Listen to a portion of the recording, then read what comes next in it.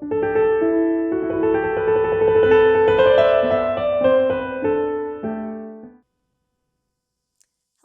my name is Katherine Satriano. I'm the head of Archives and Special Collections at the Health Sciences Library at Columbia University Irving Medical Center.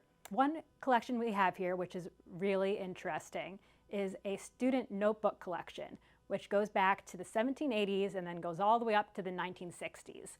It's over 14 cubic feet of notebooks, so pretty large, a whole bunch of volumes.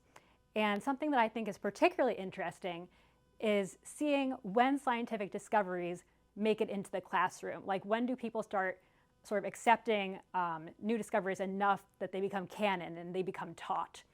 So I have here a notebook which is from 1878 to 1879, and it is taking notes on lectures and clinical work that the student here was observing at New York Hospital. And you can see that he has very good handwriting. It's very neat, and you'll see that there's some really detailed illustrations as well.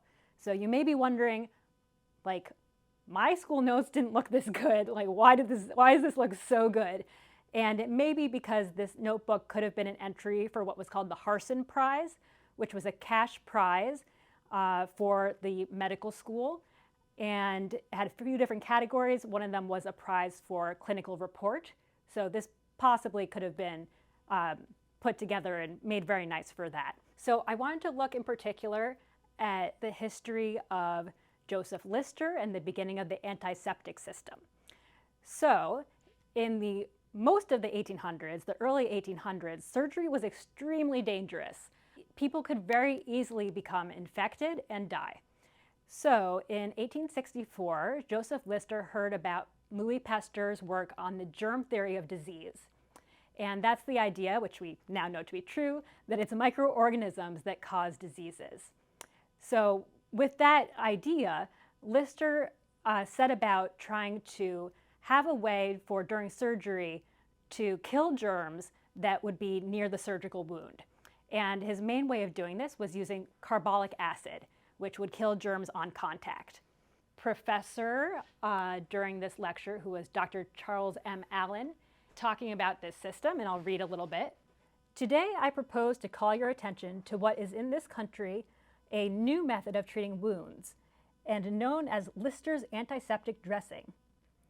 So far back as 1865, more than 13 years ago, Joseph Lister, professor of surgery in the University of Glasgow, began to practice this method.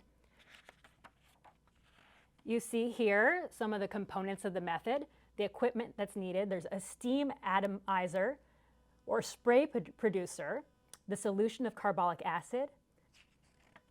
The student has actually drawn here the spray apparatus that's being used to distribute carbolic acid around the surgery. And he explains that this spray apparatus was devised by Dr. Weir, who was another professor at P&S, and the student notes that this spray apparatus that Dr. Weir came up with is less expensive than the one that Dr. Lister originally came up with. And from what I've read, it seems that, even though this was very effective to kill germs, surgeons didn't really enjoy the experience of working within a cloud of carbolic acid spray. And here's the steam atomizer, also for distributing the carbolic acid. And it's also worth noting that Lister's antiseptic method was not immediately adopted because people hadn't really, didn't know for sure that the germ theory of disease was true. So it took some time for things to become established knowledge, but people, of course, started to see that if you had a more sterile operating room, there was less infection happening and less people dying. And even today, when we have antibiotics now, of course, it's still important to have a sterile operating room. And tune in for next time. Thank you.